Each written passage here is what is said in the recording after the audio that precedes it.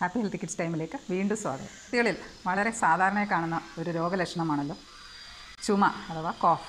എന്തൊക്കെ കാരണങ്ങൾ കൊണ്ട് ചുമ ഉണ്ടാകാം, എപ്പോഴാണ് ചുമ നമ്മൾ കാര്യമായിട്ട് എടുക്കേണ്ടത്, അപകട സൂചകമായ ചുമ ഏതെല്ലാമാണെന്ന് നമുക്കൊന്ന് നോക്കാം.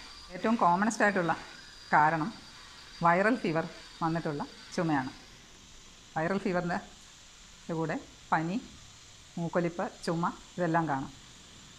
പനി ആദ്യം മാറുന്നതാണ്, മൂക്കൊലിപ്പ് മാറുന്നതാണ്. പക്ഷേ ചുമ ചിലപ്പോൾ 2-3 ആഴ്ച നിന്നേക്കാം. ചുമയുടെ എണ്ണം കുറഞ്ഞു വരികയാണ്. കുട്ടി നല്ല ആക്റ്റീവാണ്, വിശപ്പുണ്ട്, ഭക്ഷണം കഴിക്കുന്നുണ്ട്, കളിക്കുന്നുണ്ട്. ചുമയുടെ എണ്ണം കുറഞ്ഞു വരികയാണെങ്കിൽ നമുക്ക് ചിലപ്പോൾ 3 ആഴ്ച വരെയൊക്കെ വെയിറ്റ് ചെയ്യാം. അതേസമയം ചുമയുടെ എണ്ണം കൂടിക്കൂടി വരികയാണ്, കുട്ടിക്ക് ക്ഷീണം തോന്നുകയാണ്, കഫത്തോടുകൂടെയുള്ള ചുമ വരികയാണെങ്കിൽ അത് കാര്യമായിട്ട് എടുക്കേണ്ടതാണ്. രണ്ടാമത്തെ തരത്തിലുള്ള ചുമ രാത്രി ഉറങ്ങിക്കഴിഞ്ഞ് കുറേ കഴിയുമ്പോൾ കുട്ടി കുത്തി ചുമയ്ക്കാൻ തുടങ്ങും. അത് കഴിഞ്ഞ് ചില കുട്ടികൾ വെളുപ്പിനെയും നല്ല ചുമയായിരിക്കും. അത് സാധാരണ വീസിങ് അഥവാ ഈ ശ്വാസക്കോലിൻ്റെ ചുരുക്കം കൊണ്ടാകാം. അത് 5 വയസ്സിന് താഴെയുള്ള കുട്ടികൾക്കാണെങ്കിൽ വൈറൽ ഇൻഡ്യൂസ് വീസ് എന്ന് തന്നെ പറയാം. അല്ലെങ്കിൽ 5 വയസ്സിന് മുകളിലുള്ള കുട്ടികൾക്ക് ഫാമിലിയിൽ ആസ്മയോ അലർജിയൊക്കെ ഉണ്ടെങ്കിൽ ചിലപ്പോൾ ആസ്മയുടെ തുടക്കവുമായിരിക്കാം. അപ്പോൾ വിട്ടുമാറാതെ ചുമ രാത്രിയും വെളുപ്പിനെയൊക്കെ ഉണ്ടെങ്കിൽ ഡോക്ടറെ കാണിച്ച് അത് ഈ വീസിങ് ആണോ എന്നുള്ള തീർച്ചപ്പെടുത്തേണ്ടതാണ്. പിന്നെ മൂന്നാമത്തെ തരത്തിലുള്ള ചുമയെന്ന് വെച്ചാൽ മൂക്കിൽ നിന്ന് കുറച്ച് കട്ടിയായിട്ട് വരിക, മലന്ന് കിടക്കുമ്പോൾ തുടങ്ങി കണ്ടിന്യൂസ് ചുമയാണ്. എന്തെന്ന് വെച്ചാൽ മൂക്കിലുള്ള ഈ കഫം തൊണ്ടയിൽ വന്നിട്ട് ഇറിറ്റേറ്റ് ചെയ്തിട്ട് ഞങ്ങളുടെ ഭാഷയിൽ പോസ്റ്റ് നേസൽ ഡ്രിപ്പ് എന്ന് പറയും. കണ്ടിന്യൂസ് ആയിട്ട് ചുമച്ചിരിക്കും. ചിലപ്പോൾ ചരിച്ച് കിടത്തിയാൽ കുറച്ച് കുറവ് കിട്ടും, കമന്ന് കിടന്നാലും കുറവ് കിട്ടും. പക്ഷേ അത് വിട്ടുമാറാതെ നിൽക്കുകയാണെങ്കിൽ അത് ചിലപ്പോൾ പ്രത്യേകിച്ച് കുറച്ച് വലിയ കുട്ടികൾക്കാണെങ്കിൽ സൈനസൈറ്റിസിൻ്റെ ചുമയായിരിക്കും. നാലാമത് അലർജിയുള്ള കുട്ടികൾക്ക് മൂക്കൊലിപ്പ്, അലർജിക് റൈനൈറ്റിസ് എന്ന് പറയും. അപ്പോൾ അത് തുടർച്ചയായിട്ട് കുറച്ച് കഴിയുമ്പോൾ അത് താഴോട്ട് ഇറങ്ങി വീസിങ് ആയിട്ട് ചില കുട്ടികൾക്ക് ആസ്മയായിട്ട് തന്നെ കാണാറുണ്ട്. അതും ചുമ വിട്ടുമാറുകയില്ല. ഇനി അഞ്ചാമത്തെ നല്ല കടുത്ത പനിയും അതിനോടുകൂടെ കഫമായിട്ടുള്ള ചുമ, അതായത് വെറ്റ് കോഫ് ആണെങ്കിൽ അത് മിക്കവാറും ബാക്ടീരിയൽ ഇൻഫെക്ഷൻ ആയിരിക്കാം. ആൻറ്റിബയോട്ടിക്സ് കൊടുക്കാതെ അത് മാറുകയുമില്ല. ചിലപ്പോൾ ബാക്ടീരിയൽ ഇൻഫെക്ഷൻ വന്നു കഴിഞ്ഞാലും ഒരു 3-4 ആഴ്ച കഫത്തോടു കൂടിയുള്ള ചുമയാണെങ്കിൽ അതിന് പ്രൊട്രാക്റ്റഡ് ബാക്ടീരിയൽ ബ്രോങ്കൈറ്റിസ് എന്നാണ് പറയുന്നത്. അത് നമുക്ക് ചുമ കേൾക്കുമ്പോഴേ അറിയാം. ഇങ്ങനെ നല്ല കഫം ഉള്ളിലുള്ള പോലത്തെ ചുമ 3-4 ആഴ്ച നിൽക്കുകയാണെങ്കിൽ അത് മിക്കവാറും ബാക്ടീരിയൽ ബ്രോങ്കൈറ്റിസ് ആയിരിക്കും. അതിന് കുറച്ച് കൂടുതൽ നാളത്തെ ആൻറ്റിബയോട്ടിക്സ്, ചിലപ്പോൾ 2 ആഴ്ച വരെ ആൻറ്റിബയോട്ടിക്സ് കൊടുക്കേണ്ടി വരും. അല്ലെങ്കിൽ അതിൻ്റെ കോംപ്ലിക്കേഷൻസ് ഉണ്ടാകുന്നതാണ്. അപ്പോൾ കഫത്തോടു കൂടിയുള്ള ചുമ 2-3 ആഴ്ച നിൽക്കുകയാണെങ്കിൽ ഉടനെ ഡോക്ടറെ കാണുകയും അതിന് വേണ്ട ചികിത്സ ചെയ്യുകയും വേണ്ടതാണ്.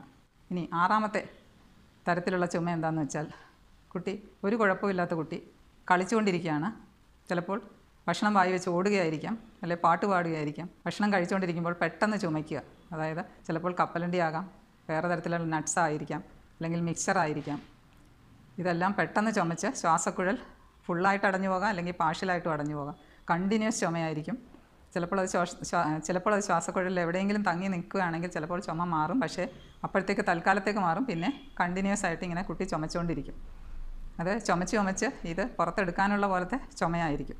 ചിലപ്പോൾ പേരൻസ് അറിയുക പോലും ഇല്ല, വേറെ ആരെങ്കിലും എന്തെങ്കിലും കൊടുക്കുമ്പോഴായിരിക്കും ചുമയ്ക്കുന്നത്. എന്തായാലും പെട്ടെന്നുണ്ടാകുന്ന ചുമ, ഒരു കുഴപ്പമില്ലായിരുന്ന കുട്ടിക്ക് പെട്ടെന്ന് ചുമയുണ്ടാകുകയാണെങ്കിൽ നമ്മളെപ്പോഴും ഇങ്ങനെ എന്തെങ്കിലും ആസ്പിറേറ്റ് ചെയ്തിട്ടുണ്ടോ, ശ്വാസക്കുഴൽ അടഞ്ഞു പോയിട്ടുണ്ടോ എന്ന് നോക്കേണ്ടത്. അത് എത്രയും വേഗം ചെയ്യേണ്ടതാണ്. അതിൻ്റെ ചികിത്സ ശരിക്കും അത് കൺഫേം ചെയ്യുകയാണെങ്കിൽ ബ്രോങ്കോസ്കോപ്പ്, അതായത് ട്യൂബ് ശ്വാസക്കുഴലിൽ കയറ്റി അതെടുക്കുക. അത് വളരെ റിസ്ക് ആയിട്ടുള്ള ഒരു പ്രൊസീജിയറാണ്. എന്നാലേ ഈ ചുമ മാറുകയുള്ളൂ. ഏഴാമത്തെ തരത്തിലെ ചുമ കുട്ടി പെട്ടെന്ന് രാത്രിയിൽ എണീറ്റ് ചുമയ്ക്കാൻ തുടങ്ങും. അത് ഒരു പ്രത്യേക ചെമ്പിലിട്ടടിക്കുന്ന ചുമയെന്ന് പറയും, ബ്രാസി കോഫ്. പിന്നെ അതിൻ്റെ കൂടെ തന്നെ ശ്വാസം വിടുമ്പോൾ നല്ലൊരു ശബ്ദം, അതിന് സ്പ്രൈഡർ എന്നാണ് പറയുന്നത്. അപ്പോൾ രാത്രി പെട്ടെന്ന് എണീറ്റ് ഇങ്ങനെ സ്പ്രൈഡറായിട്ടുള്ള കൂടിയുള്ള ചുമയാണെങ്കിൽ അത് ഞങ്ങളുടെ ഭാഷയിൽ ക്രൂ എന്ന് പറയും. ബാക്ടീരിയ ലാരിങ്കോ ട്രക്കിയോ ബ്രോങ്കൈറ്റിസ് കൊണ്ട് അങ്ങനെ ഉണ്ടാകാം. മൈൽഡ് ആണെങ്കിലും എമർജൻസി ഡിപ്പാർട്ട്മെൻറ്റിൽ പോകേണ്ടതാണ്. അല്ലെങ്കിൽ അത് കൂടുതലാണ് ഉടനെ തന്നെ ചികിത്സ ചെയ്യേണ്ടത് അത്യാവശ്യമാണ്. പിന്നെ എട്ടാമത്തെ തരത്തിലുള്ള ചുമയെന്ന് പറഞ്ഞാൽ വില്ലൻ ചുമ. എല്ലാവരും കേട്ട് കാണും, പക്ഷേ ഇപ്പോൾ വളരെ റെയറാണ്. വാക്സിനേഷൻ എല്ലാവരും എടുക്കുന്നത് കൊണ്ട് വില്ലൻ ചുമ ഇപ്പോൾ കാണാൻ തന്നെ ഇല്ലെന്ന് പറയാം. അത് ചുമച്ച് കണ്ണ് തള്ളി വരും, ചുമച്ച് ഛർദ്ദിക്കാം, ചിലപ്പോൾ ശ്വാസം വരെ നിന്നു പോകാം. ഭക്ഷണം കഴിക്കുമ്പോഴും ചുമയ്ക്കും, എപ്പോഴും ചുമയായിരിക്കും. എന്തായാലും ഇപ്പോൾ ഈ രോഗപ്രതിരോധ കുത്തിവയ്പ്പുകൾ വളരെ വ്യാപകമായി തീർന്നതോടുകൂടി വില്ലൻ ചുമ ഇപ്പോൾ കാണാൻ തന്നെ ഇല്ല. 9ാമത്തെ തരത്തിലുള്ള ചുമയെന്ന് വെച്ചാൽ ഭക്ഷണം മുകളിലോട്ട് വന്നിട്ട് അത് ചെറുതായിട്ടൊന്ന് ആസ്പിറേറ്റ് ചെയ്തിട്ട് ചുമയ്ക്കുന്നതിന് റിഫ്ലക്സ് എന്ന് പറയും. Gastro oesophageal reflux. അത് കൊച്ചു കുട്ടികൾ തൊട്ട് വളരെ വലിയ കുട്ടികൾ, കുറച്ച് തടിയുള്ള കുട്ടികൾക്കാണെങ്കിൽ കൂടുതലാണ്. സ്കേർട്ടോ പാൻറ്റോ എല്ലാം വളരെ ടൈറ്റായിട്ട് ഉപയോഗിക്കുന്ന ആണെങ്കിൽ അത് പിന്നെ ചാൻസ് കൂടുതലാണ്. അപ്പോൾ വിട്ടുമാറാത്ത ചുമ ചിലപ്പോൾ നമ്മൾക്ക് ഈ റിഫ്ലക്സ് ഡിസീസ് കൊണ്ടും ആകാം. 10ാമത്തെ കാര്യം, TB ആണല്ലോ. 3 ആഴ്ചയിൽ കൂടുതൽ ചുമയാണെങ്കിൽ TB ആണോ എന്നാണല്ലോ പരസ്യം തന്നെ പണ്ട് പറഞ്ഞിരുന്നത്. പക്ഷേ കുട്ടികൾക്ക് ബാല TB എന്ന് പറയുന്ന TBക്ക് സാധാരണ ചെറിയ ചൂടും വിട്ടുമാറാത്ത ചൂട്, വിശപ്പില്ലായ്മ, വെയിറ്റ് ലോസ് അതൊക്കെയാണ് ലക്ഷണം. ചുമ അധികം കാണാറില്ല. അതേസമയം ചില തരത്തിലെ ട്യൂബർക്കുലോസിസിന് ഈ ശ്വാസക്കുഴലിന് ഉള്ളിലും ശ്വാസക്കുഴലിന് പുറത്തുമൊക്കെ തടസ്സം വരികയാണെങ്കിൽ, ചില ഗ്ലാൻഡ് വലുതായി ശ്വാസക്കുഴലിനെ പ്രസ് ചെയ്യുകയാണെങ്കിൽ ചുമയായിരിക്കും അതിൻ്റെ ലക്ഷണം. അപ്പോൾ വളരെ ചുരുക്കം ചില TBയിൽ ചുമ കണ്ടുവരുന്നുണ്ട്. അപ്പോൾ ഞാൻ ഈ പറഞ്ഞ ചുമകളെല്ലാം കാരണങ്ങളാണ്. ഇനി എപ്പോഴാണ് നമ്മൾ ചുമ കാര്യമാക്കി എടുക്കേണ്ടത്? 3 ആഴ്ചയിൽ കൂടുതൽ, ചിലപ്പോൾ 2 ആഴ്ചയിൽ കൂടുതൽ തന്നെ ചുമ നിൽക്കുകയാണെങ്കിൽ എന്തായാലും ഡോക്ടറെ കാണിച്ച് പരിശോധനകൾ ചെയ്യേണ്ടതാണ്.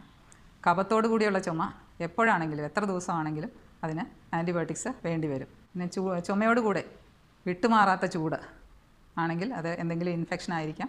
അതിനും ഡോക്ടറെ കണ്ട് മരുന്ന് ചെയ്യേണ്ട. കുട്ടിയുടെ വെയിറ്റ് സാധാരണത്തേലും കുറഞ്ഞു വരുന്നു. കുട്ടിക്ക് ക്ഷീണം, തളർച്ച അനുഭവപ്പെടുന്നു. ചുമയോടുകൂടെ തന്നെ ചുണ്ടിനും വായിലുമെല്ലാം നീല നിറം കാണുന്നു. അത് സിവിയർ ഡിസീസിൻ്റെ സിംറ്റമാണ്. കഫത്തിൽ ബ്ലഡ് ഉണ്ടാകുന്നത് നിങ്ങൾക്കെല്ലാം ഞാൻ പറയാതെ തന്നെ അറിയാമല്ലോ, സീരിയസ് ആയിട്ടുള്ള അസുഖം തന്നെയാണ്. ശ്വാസം വിടുമ്പോൾ, നേരത്തെ ഞാൻ പറഞ്ഞ പോലെ ചുമയോടുകൂടെ ശ്വാസം വിടുമ്പോഴുള്ള ശബ്ദം, സ്ട്രൈഡർ, അതും സിവിയർ ഡിസീസിൻ്റെ ലക്ഷണങ്ങളാണ്. അപ്പോൾ ചുമയെപ്പറ്റി ഇത്രയും കാര്യങ്ങളാണ് എനിക്ക് നിങ്ങളോട് പറയാനുള്ളത്. അപ്പോൾ ചുമ ഒരാഴ്ചയോ കുറഞ്ഞു വരുന്ന ചുമയാണെങ്കിൽ നമുക്ക് ഒരാഴ്ച വെയിറ്റ് ചെയ്യാം. പക്ഷേ ഞാൻ ഈ പറഞ്ഞ ലക്ഷണങ്ങൾ എന്തെങ്കിലും ഉണ്ടെങ്കിൽ ഒരിക്കലും ചികിത്സ വൈകിക്കരുത്. വേറൊരു വിഷയമായി അടുത്ത വീഡിയോയിൽ കണ്ടുമുട്ടാം. നന്ദി, നമസ്കാരം.